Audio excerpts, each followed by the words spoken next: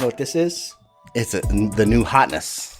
This is the Redmagic 7. Yeah. And this is, if you're a gaming enthusiast, a mobile gamer, that is the new hotness. I have been known to play quite many mobile games. This will take all of those tower defense games that you have. Yeah. No problem. Yeah. So, in all seriousness, this is a beast of a phone. It really is. It's a new release. You can get this now. This is available in a couple of configurations. The one we have here is a monster. The Redmagic 7. There's also a Redmagic 7 Pro, but this is the 7. I'll tell you a little bit about this guy. This is a phone that is designed for gamers primarily because of a couple of different reasons, features. And I don't know if you can make it out in the video. We'll have some pictures too. Yeah, we'll have some close-up video. That has a transparent background or a transparent case. Yeah. It is you can see into this thing and kind of see what's actually happening. Yeah. And it actually provides a cool effect too. Yeah, so they have a toggle where you can turn on a game fan. So Redmagic, if you're not familiar with Redmagic, for the last couple of years, they have been focused on gamers primarily. And they always have a game mode that your phone can go into when you're playing games. But this one's no different. When it powers up, you can see that there, and you can see it through the side in the fan vents. It's got this LED glow. It's multicolored. I don't know if you can change those colors. I imagine you can at some point, or if not, right out the box, there's a software update probably that might let you do that, or a third-party way to do it. This also has a toggle switch to go into game mode. Right. So you hard toggle into a game mode, and it kind of takes you into a new landing page. It's your game lobby. So it'll basically show the games you have installed, and this is your mode to play those games, which is really cool if you are a person that does heavy mobile gaming. So it's nice because you're not opening up the app tray and hunting through trying to find the games. You can say, hey, these are the 4 games that I really love to play. Yeah. And when I do that, I want my phone to be optimized. Yep. So it's going to set the refresh rate as high as it can go. It's going to turn off notifications, any type of disturbances. There are some hard buttons or shoulder buttons, triggers, so you can map those to games. So it really starts to feel like something that gamers are going to feel more natural. It's going to work better for them. In terms of specifications, this guy's got all kinds of top-of-the-line stuff. This has a Qualcomm Snapdragon 8 Gen 1 processor, so that's I think up to 3 gigahertz. This also has 12, 16, and 18 gigabytes of memory. That's crazy. That's a stupid number. Yeah.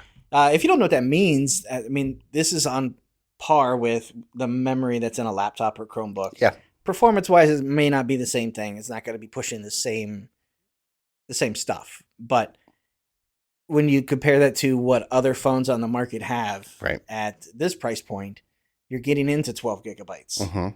This has 12 to start with. Yeah. And it also has, it's LPDDR5, which is, I wrote it down because I forget the stupid acronym all the time.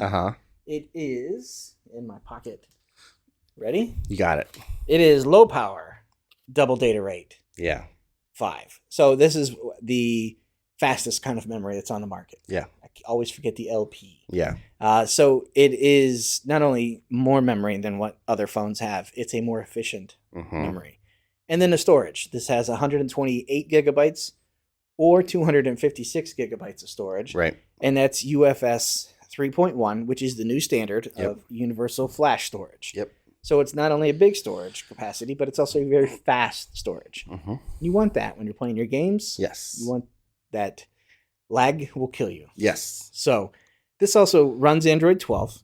It has a 6.8-inch display, 1080p. This is a 2400 by 1080p.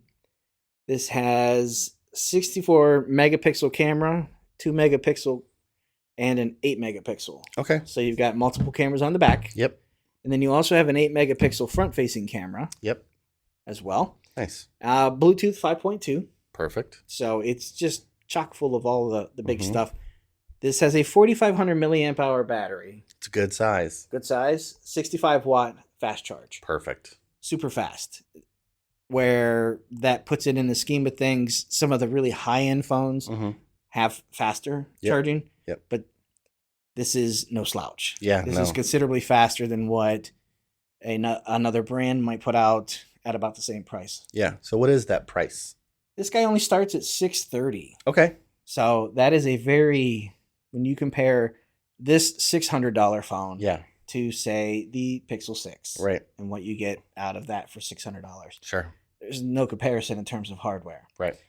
Hardware isn't the big thing for people. Then you start to get into some of the features. This is going to lean into gaming. Yes. This is going to be something that is niche. It's not an everyman phone. It's not designed for everybody. You're not going to outfit your family with this type of phone. Right. However, if this speaks to you, if you stumbled into this because you're interested in seeing what Redmagic has this generation, or you've got a previous generation, this is a big step up. This is a monster of a phone. One thing I forgot to talk about, the refresh rate. Yeah.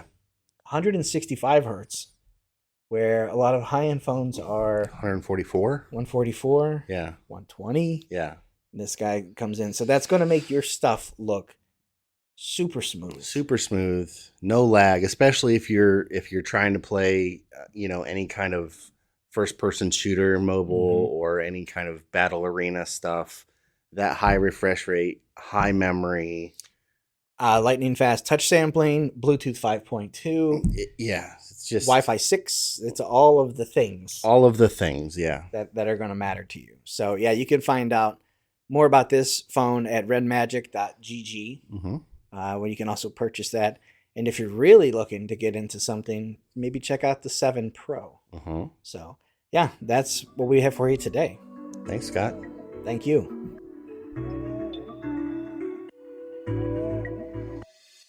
All right, that's going to do it for this episode of the podcast. Thanks for listening.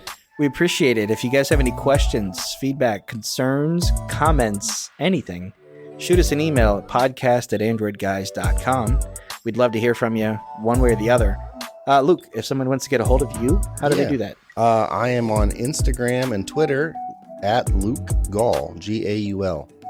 And I'm on Instagram at Scott Webster and Twitter as SWebster77. Until next time, thanks for listening. See ya.